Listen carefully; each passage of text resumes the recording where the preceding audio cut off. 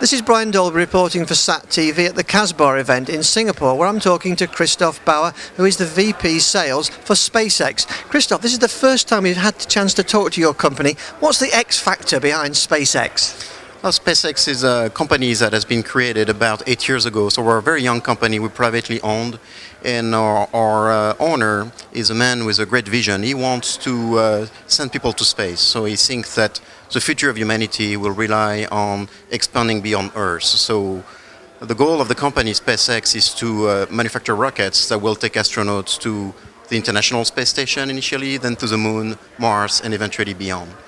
We're a company that has been able to manufacture two rockets so far. The Falcon 1, which is a smaller rocket we've launched out of the Marshall Islands, and the recent launch that we had about a week ago is a Falcon 9, which is a rocket that has been selected by NASA to replace the space shuttle when it retires to take cargo to the International Space Station.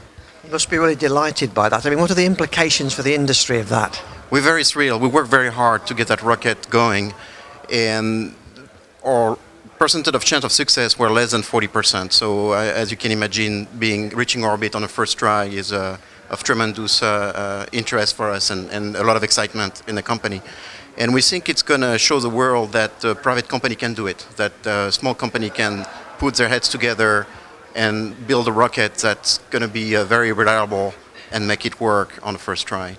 We think it's going to change the industry. Our pricing is very low. We market the rocket for $56 million today, which is about half price what our competitors are doing. That's fantastic, because obviously the industry needs as many alternatives as it can get in this vital part of the operation. Absolutely. We think competition is good.